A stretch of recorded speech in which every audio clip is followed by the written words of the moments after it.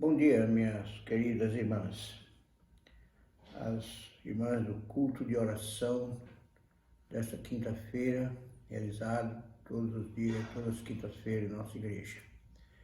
Neste momento que nós não podemos estar juntos fisicamente, mas estamos juntos espiritualmente no amor de Cristo e no amor da igreja.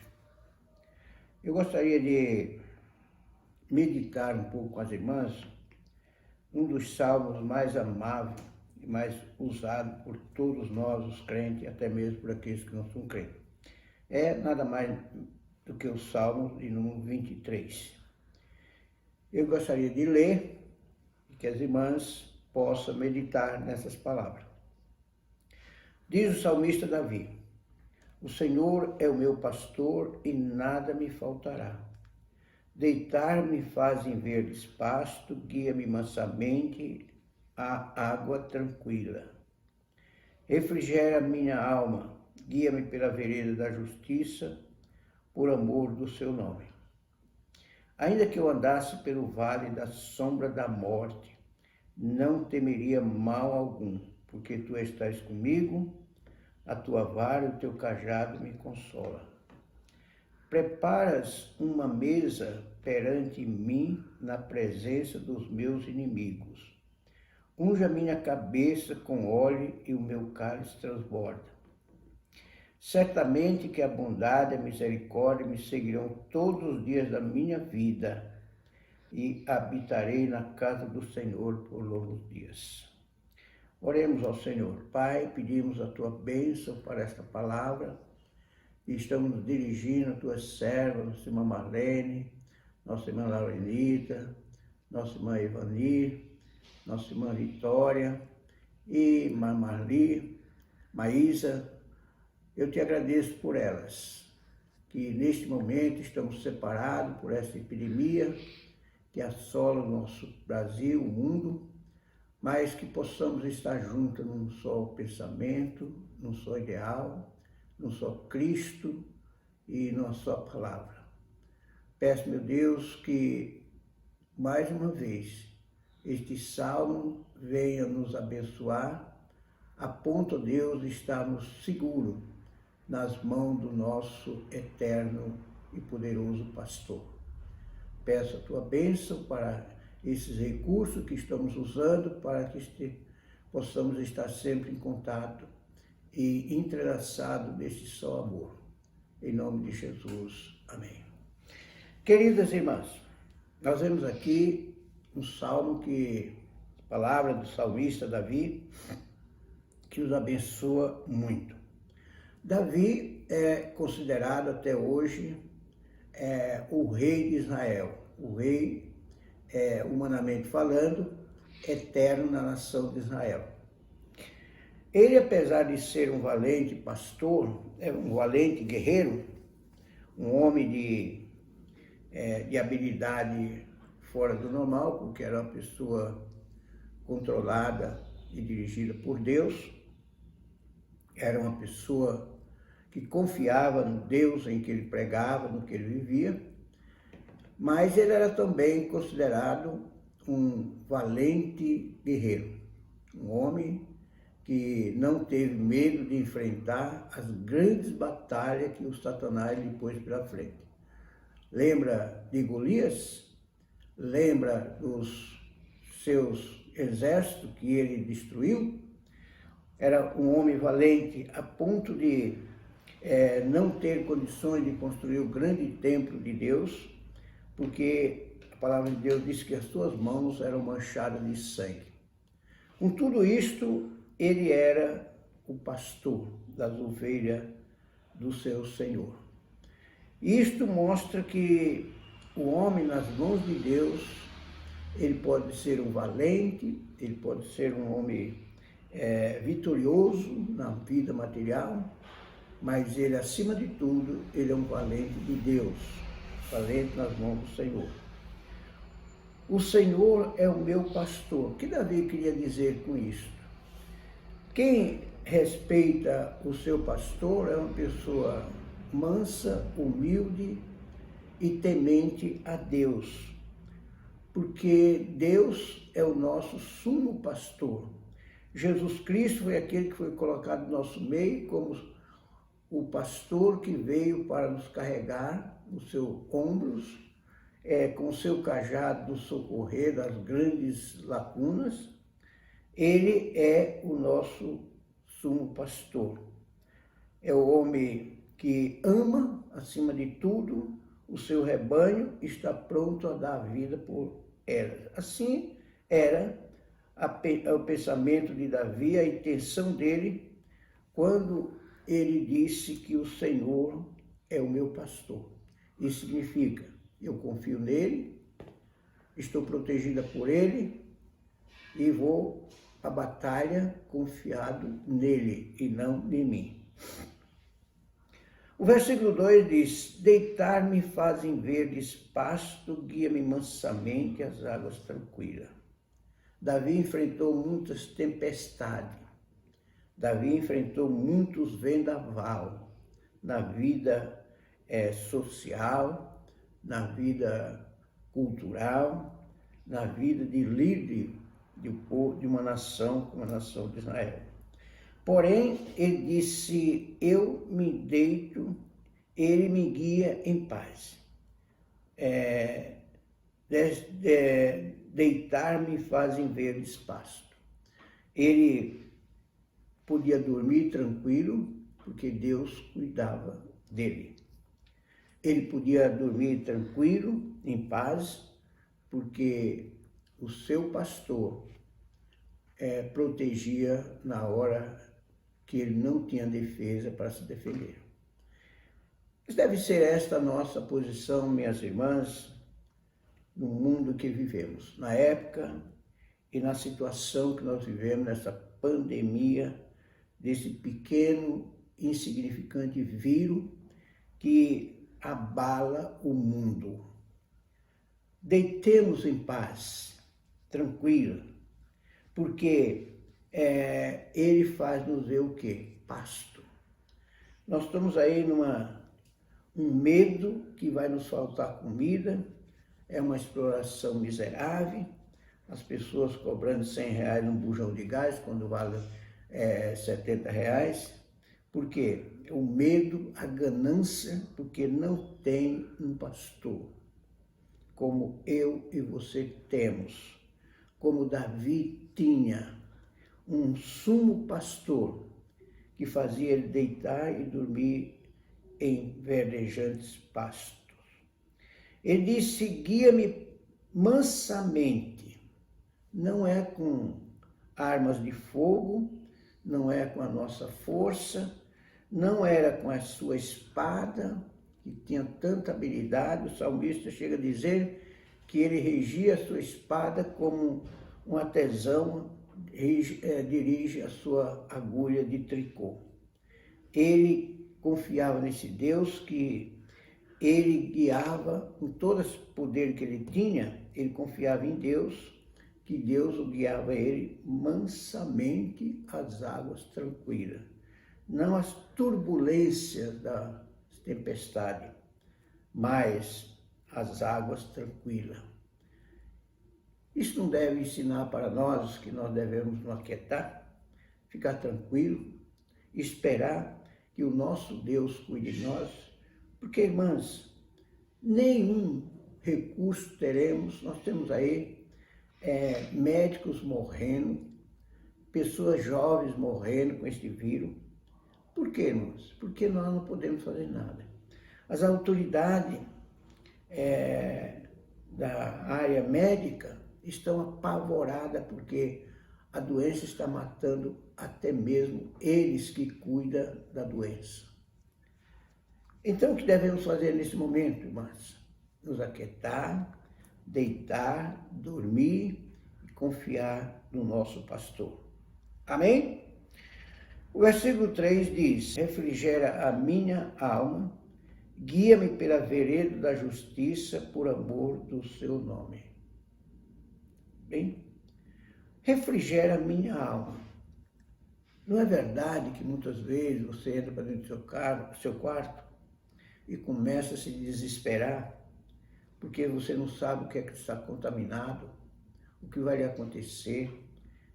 E mediante a este vírus, mesmo dependente dele no caso, ou mediante o dependente, você e eu somos pessoas que muitas vezes nós temos uma alma atribulada.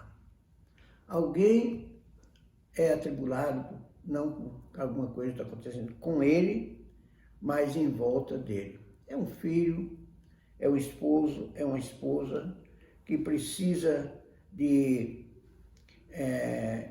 cuidados, precisa de tranquilidade e apesar de ter tudo dentro de casa, boas comidas, bom carro na porta, boa casa, boa família, mas uma alma atribulada.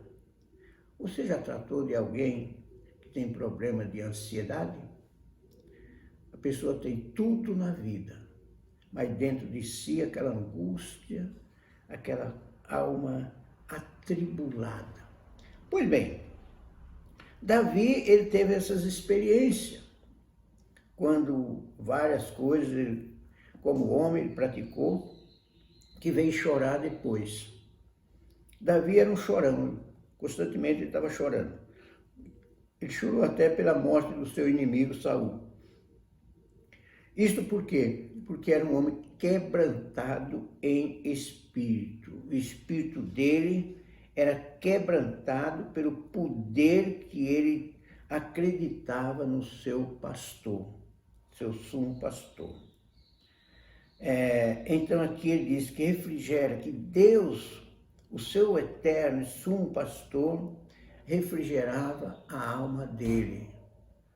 Isso nos deve ensinar, minhas irmãs, que naquela hora da sua angústia, da sua dor, da sua preocupação, deite em paz. Permita que Deus venha refrigerar a sua alma. Nós precisamos disso no mundo violento em que vivemos. Segunda parte desse versículo, ele disse, guia-me pela vereda da justiça. Davi era um homem que ele batalhava muito pela justiça de Deus em relação às pessoas. Era um homem que fazia justiça, tanto em matar alguém, como a amar alguém. Nunca matou por ódio, mas para fazer justiça. A justiça de Deus. Deus o mandava e Davi avançava. Por isso que ele diz que Deus me guia nos caminhos da justiça. Ele me guia na vereda da justiça. Eu devo ser uma pessoa que, como servo de Deus, deve estar preocupado em praticar a justiça de Deus. A minha e a sua é falha. A dos governadores e presidente, o mundo, que diria as pessoas que dirigem este mundo, é uma justiça falha. Mas a justiça de Deus é reta, correta e que deve ser aplicada. E esta justiça, ela deve ser regida pelo amor do nome de Deus. Não por interesses próprios, não por defender a minha pessoa, mas por amor de Deus. Muito bem, vamos para o versículo 4, que é o versículo chave deste salmo. Todos nós conhecemos, citamos muitas vezes de cor este versículo, e às vezes não podemos visualizar a grandeza, o poder e o significado deste versículo. Olha o que ele diz aqui. Ainda que eu andasse pelo vale da sombra da morte. Eu não sei, irmãs, mas todos nós que temos já uma certa idade, vivida, experiente, quantas vezes nós passamos pela sombra da morte. É uma questão de uma doença que foi curada, e nós atribuímos essa cura à ciência médica, aos médicos, mas não, devemos atribuir ao Todo-Poderoso. E Davi atribuía isto a Deus. Quando muitas vezes Saul, o seu verdadeiro inimigo, estava pronto, preparou o esquema para destruir a vida de Davi. E Davi escapava. E ele diz, passei pelo sombra da morte. Quantas vezes ele foi confrontado por forças 1000 vezes superior a dele. Lembra de Golias? Golias era um gigante dos filisteus, um homem valente, treinado em guerra. Davi foi confrontado com apenas 5 pedrinhas. E ele não precisou usar as 5 pedras, porque alguém disse que Saul tinha mais 4 irmãos. Então Deus deu uma pedrinha para cada um dos irmãos de Saul.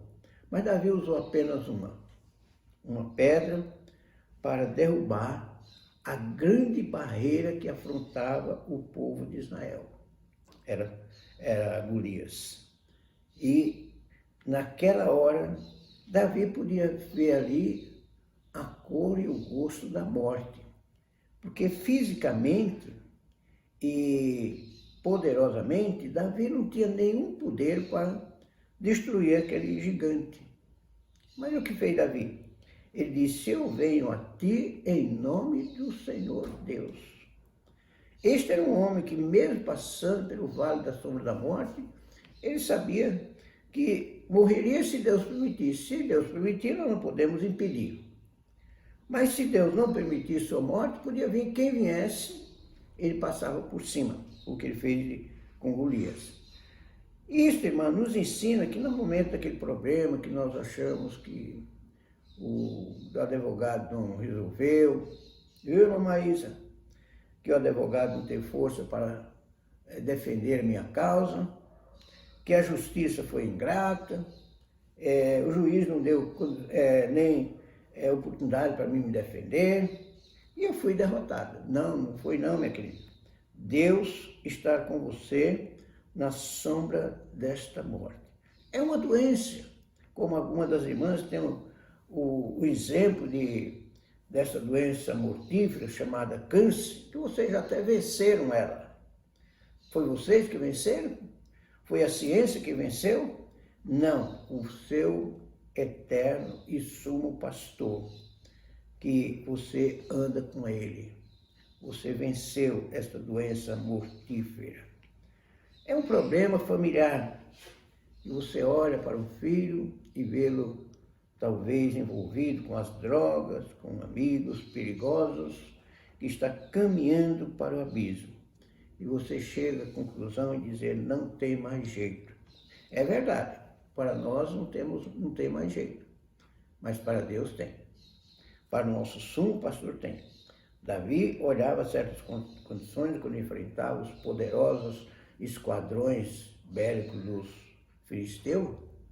Ele disse, não tem condições, eu não posso vencer. Mas ele perguntava para Deus, posso ir guerrear? Deus disse, vai, eu coloco nas tuas mãos. Davi ia, passava por essa sombra da morte e vencia. No mundo que vivemos, todo instante nós estamos passando pela sombra da morte. Não é apenas o caso deste vírus. Este vai passar como muitos passaram e você passou pelo vale da sombra da morte. Deus te carregou no colo. Confie nele. Ele diz aqui, não temereis mal algum. Pode vir o mal que vier. Por que eu não temo? Porque eu sou mais poderoso que o mal? Não. Porque Jesus é o meu pastor para nós. Para Davi, Deus era o seu eterno pastor, a sua eterna vitória. Porque tu estás comigo, dizia Davi. Eu não temo, eu vou vencer, não pelas minhas condições, mas porque tu estás comigo. Irmã, a grande dificuldade nossa e o grande problema nosso é ter confiança de que Deus está conosco. Nós não podemos ver com os olhos da carne, mas nós podemos ver com os olhos da fé. Quando eu leio aqui, Deus está comigo, eu estou dizendo, pode vir o que vier. Pode vir um vírus, que tamanho que for, pode vir a doença do tamanho que for, pode vir o poder do tamanho que for, o meu Deus está conosco. Lembra daquela historinha que eu conto sempre nas minhas mensagens? Daquele transatlântico muito grande que estava se afundando no alto mar e o povo corria de um lado para o outro, aquela angústia toda, as pessoas não sabendo o que fazer diante do poderio das águas e a fragilidade do barco. Lá estava no canto um garotinho brincando no canto do navio e aqueles salva-vidas correndo, eu vi aquele menino ali tranquilo, brincando, e disseram para ele: menino, você não se assusta aí com o que está acontecendo? O navio está afundando, você está aí brincando? Aquele menino deu um sinal de ombro assim e disse, e fez assim para eles, e disse: meu pai é o piloto deste navio, deste barco. Meu pai é o piloto deste barco. Isso quer dizer, nesta turbulência de vida que nós vivemos, foi esta visão que Davi teve. Nesta pandemia que nós estamos vivendo, quero dizer para vocês, Deus está conosco. Agora, eu tenho que sentir isso, irmão. Eu não tenho que dizer isso por instinto religioso, por instinto pessoal meu, porque eu sou bom, sou isso, aquilo, mas saber com toda a minha fragilidade, com todos os meus defeitos, eu tenho um Deus que está comigo. Eu tenho prova disso. Davi tinha prova, ele tinha confiança. Então, quando alguém dizia para ele: Davi, você vai morrer, eu vou te matar, ele fazia assim com o braço e dizia: olha, meu pai é o piloto desse navio. Ele diz aqui: a tua vara e o teu cajado me consola. Para que serve uma vara? O que Davi queria dizer com isso? É que na hora que eu precisava ser educado, Deus usava o seu cajado. O cajado, ele tem uma curva na ponta dele, em cima, que alguém disse que aquela curva era exatamente para que o pastor, quando visse a sua ovelha caída no calabouço, no buraco, ele pegava aquele cajado, aquela vara, e levava até a ovelhinha, colocava no pescoço e puxava para fora do buraco. Assim Deus faz conosco. Ele nos puxa com o seu cajado cuidadosamente para não nos ferir e coloca nos seus braços e disse: vamos para a estalagem, eu vou cuidar de você. Irmãs em Cristo, Deus assim quer fazer conosco. Por isso nós devemos orar, devemos ler a Bíblia, devemos respeitar a palavra de Deus, devemos amar a nossa igreja, a igreja de Cristo, servi-la com todos os nossos deveres. Esta semana eu falava com alguém a respeito de Cristo e essa pessoa sustentava uma fé muito grande e dizia: eu sou salvo, eu vou para o céu. Eu perguntei: desde quando? Ele não soube dizer. E isto é exatamente o que as pessoas às vezes se enganam. Deus quer estar com todos nós, é verdade, irmãos. Para isto, Ele nos amou de tal maneira que deu seu Filho para que viesse ao mundo e morresse por nós. Ele quer estar. Agora, Deus não anda com pessoas que não dependem dEle. Se eu não dependo do meu pastor, do meu Deus, do meu sumo pastor, Ele não precisa se preocupar em andar comigo, não é verdade? Ele não precisa se preocupar e tomar o seu tempo para cuidar de mim, porque eu não preciso dele. Eu sou autossuficiente, eu tenho poder aquisitivo, que eu não preciso de ninguém, eu tenho uma fé que eu não preciso de ninguém, porque Deus está comigo. Eu não preciso nem da igreja de Cristo, que Ele disse: sobre essa pedra edificarei a minha igreja, e as portas do inferno não prevalecerão contra ela. E Ele disse: vinde a mim todos os cansados e oprimidos. Eu não preciso ir, eu tenho muita coisa a fazer, eu não tenho tempo para estar cultuando a Deus, não tenho tempo para ir na igreja, eu tenho minhas obrigações, né? Então eu não preciso de Deus. Deus está bom, meu querido, então vai o teu caminho. E assim foi o que Saul fez, que ele acreditava muito no seu poderio físico, a sua estrutura física, a sua força física, o seu poder bélico, poder de armamento, poder humano. Ele tinha muita gente ao lado dele, ele não precisava de Deus. E quando ele foi precisar de Deus, que ele viu que tudo isso acabou, ele correu atrás de quem? De uma feiticeira. Porque ele foi atrás de Deus, Deus não pôde ouvi-lo porque ele não pertencia a Deus. Ele não era ovelha do pastor. Ele não estava sob o controle do rebanho, do pastor do rebanho. Ele estava sob o controle dele. Isto derrubou o grande gigante. E muitos gigantes estão caindo e vão cair porque confia em si próprio, não no pastor. O pastor meigo, amado e amoroso, que está pronto a dar a sua vida pelas suas ovelhas. Quando nós subestimamos este amor, este poder, falta para nós. Então vamos confiar nesse pastor. Andemos com ele, mesmo na sombra da morte. Versículo 5. Aqui vem a recompensa daqueles que confiam no Senhor. Aqui vem o presente do pastor. É um pastor que carrega a ovelha, cuida dela, dependente dele, confiando nele, e coloca nos braços do Senhor e leva para o alimento. Que tipo de alimento? Olha aqui o versículo 5. Prepara uma mesa perante mim na presença dos meus inimigos. Unge a minha cabeça com óleo e o meu cálice transborda. Na frente dos nossos inimigos nós estamos sendo alimentados. A ovelha, quando chegava o inimigo, elas corriam, deixavam o seu alimento em busca do pastor.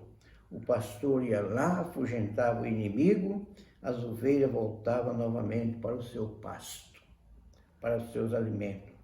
Preparas uma mesa perante mim, na presença dos meus inimigos.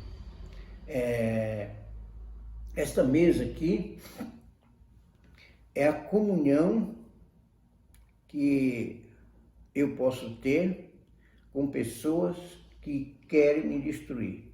Enquanto eu chamo para esta mesa, eu estou dando oportunidade para aquela pessoa, em vez de continuar sendo inimiga, ele se torne um amigo.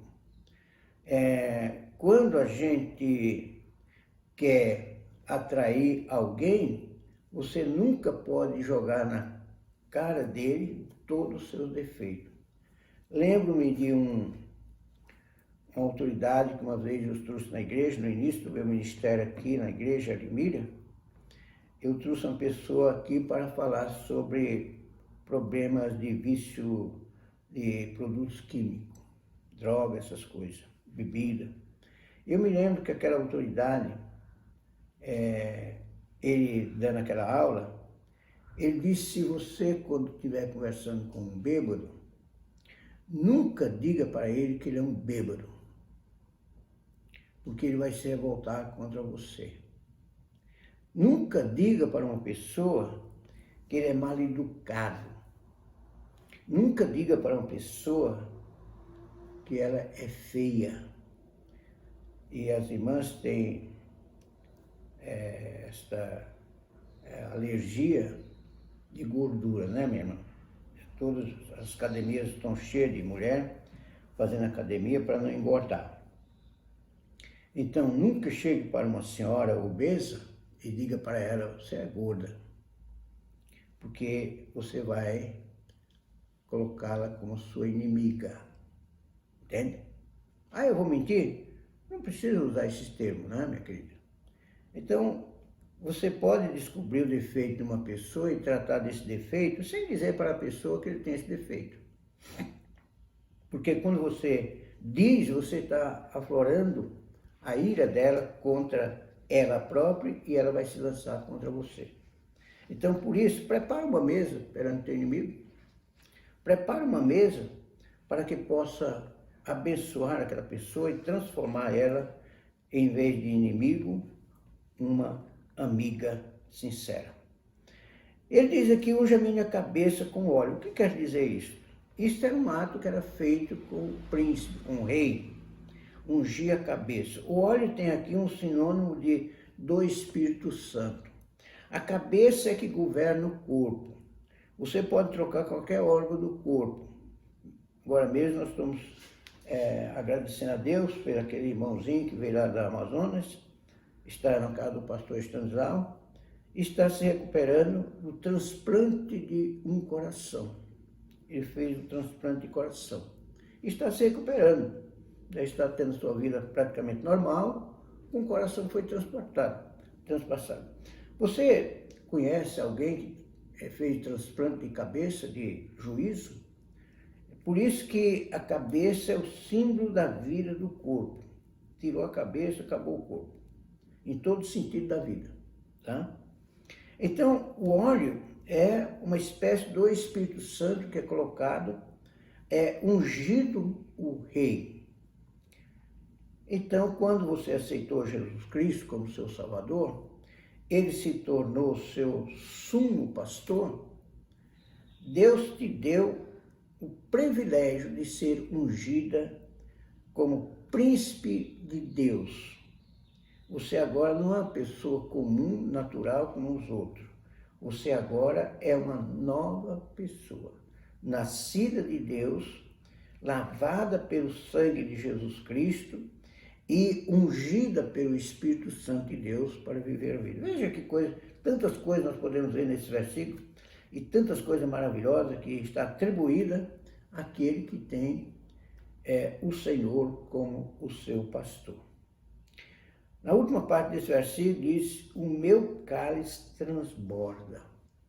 O cálice transbordante é um símbolo de uma vida cheia e completa do Espírito Santo de Deus. O cálice é onde se coloca ali o óleo para ser alimentado. Então, como está o seu cálice? Transbordando ou vazio ou pela metade? Lute, batalhe, alimente, armazene este azeite no seu cálice e você vai ter uma vida abençoada. O último versículo, mais uma bênção aqui que o salmista Davi, ele via na grande vantagem de ser uma ovelha desse pastor chamado o Senhor. Ele diz, certamente que a bondade e a misericórdia me seguirão todos os dias da minha vida e habitarei na casa do Senhor por longos dias. Primeiramente, a primeira parte do versículo, parte A, certamente que a bondade e a misericórdia me seguirão todos os dias da sua vida. A bondade de Deus. Todos nós queremos que essa bondade se apodere de nós. Deus é bom para você? Você tem desfrutado da bondade de Deus? Você tem usufruído da bondade de Deus? Então, analise. Se você não tem sentido isso, minha irmã, meu irmão, é porque alguma coisa errada está, não com Deus, não com o propósito do nosso pastor. O pastor, ele nunca vai usar a sua vara para educar a sua ovelha se ela é uma ovelha educada. Se ela está sempre junto com o rebanho, sempre se alimentando com a comida que ele dá, sempre guardada no curral quando ele coloca, ela é uma ovelha que vai gozar dos privilégios, ou seja, da bondade do seu pastor. Somos ovelha de um pastor supremo. Somos ovelha do seu rebanho. Andemos nos seus caminhos. E a bondade de Deus, sem dúvida, porque ele diz, certamente, a bondade de Deus me seguirão todos os dias da minha vida. Finalmente, e habitarei na casa do Senhor. Irmãos e irmãos, é necessário que nós amemos a casa do Senhor. O bom filho, ele pode sair de casa por algum tempo, pode ir para a escola, pode trabalhar, mas a ansiedade dele é voltar para casa. Eu moro aqui perto de uma escola pública e tem milhares de crianças. Eu vejo aquele jovem, quando sai da escola, eles vão em bando, parece um bando de passarinho, um barulho danado. Mas todos eles alegam porque eles estão indo para onde? Para a casa deles. Né? Estão indo para casa.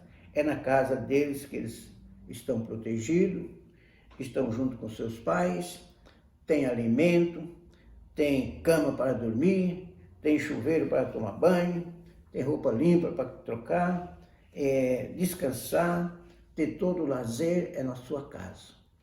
Pois bem, a casa de Deus para nós, hoje, ovelhas, na atual época que vivemos, chama-se a minha igreja. Você tem amado a sua igreja? Você tem o desejo de participar da igreja de Cristo? Você está acolhida nesse rebanho? Então, tudo isto são para nós pensarmos, pormos em prática e viver uma vida tranquila, refrigerada, com uma alma refrigerada, num banquete espiritual, nos alimentando, pastos verdejantes, tudo isto o nosso sumo e eterno pastor está pronto a nos dar. E que você possa desfrutar de tudo isso. Que Deus te abençoe e seja esta ovelha amada pelo seu pastor eterno, que é Jesus Cristo, seja cuidada por ele, ande nos seus caminhos e viva para toda a eternidade, não apenas longos dias, mas toda a eternidade na casa do Senhor. Que Deus te abençoe. Amém. Oremos. Pai, muito obrigado, meu Deus, por essas amadas irmãs. Oramos, meu Deus, para que sejam verdadeiras ovelhas do sumo pastor, Senhor Jesus Cristo. E assim, ó Deus, possamos viver uma vida quieta, amada e protegida pelo nosso pastor. Que esta palavra se reflita na sua vida. O Senhor é o meu pastor e nada me faltará. Agradecemos em nome de Jesus. Amém.